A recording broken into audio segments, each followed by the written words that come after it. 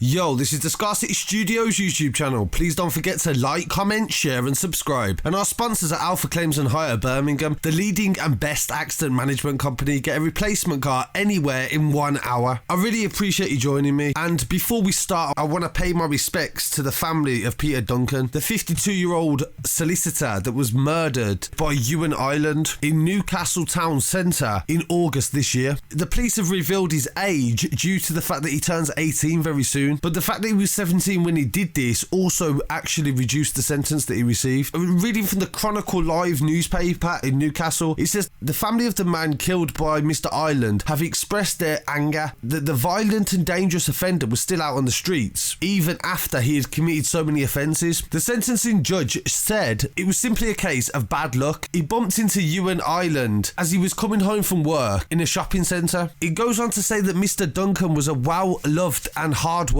father of 2 boys, and his killer accidentally brushed against him at the busy entrance at the Alden shopping centre. Mr. Ireland reacted angrily and stabbed his victim through the heart with a screwdriver that he'd shoplifted from Poundland minutes before. Newcastle Crown Court was told that Mr. Duncan stayed alive for a few steps before collapsing outside Greg's, and his life could not be saved. He sentenced Mr. Ireland to life with a minimum of 15 years, saying that if he was 18 at the time, that the sentence would have been more severe. The doorway to the shopping centre, it says, was very busy with gangs congregating. As Peter Duncan made his way into the complex to collide accidentally with the defendant, it was plainly unintended and accidental, but the reaction led to a conflict. It then goes on to say that Mr. Ireland had dreams of playing for Newcastle United. I don't know why they say that. He was on bail for an offence of affray and was under investigation for robbery and still subject to a 12-month criminal discharge, a battery offence earlier in the summer. The court heard he had appeared in court on 17 occasions and had 31 criminal offences on his record. Psychiatric reports deemed him a dangerous offender. In a victim impact statement, they said, "This person should not have been on the street with their convictions.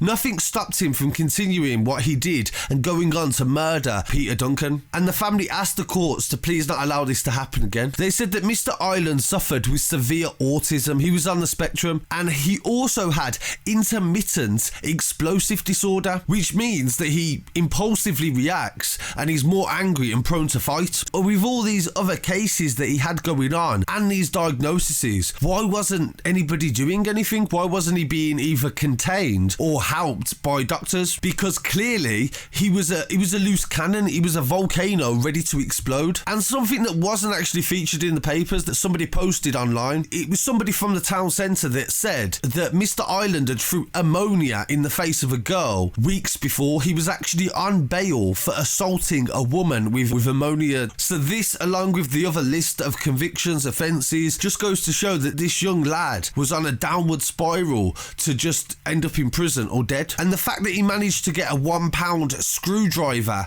to commit this murder just goes to show that things like knife amnesties don't always work, because people would just find another weapon to murder somebody with. But this is just a really sad story, especially for the family. This dad who had nothing to do with anything. I actually read in the Daily Mirror that his son was in town at the time of the murder. His son was actually going to the cinema and he had seen the cordon in the area but didn't know that it was his father. So imagine what that must be like for the young man to actually have to deal with, knowing that he's seen where his father had died at that time. So please pay your respects to Peter Duncan and his family, and I really appreciate you joining me today. So please don't forget to like, comment, share and subscribe, and follow us on Instagram, Scarcity Studios. Peace.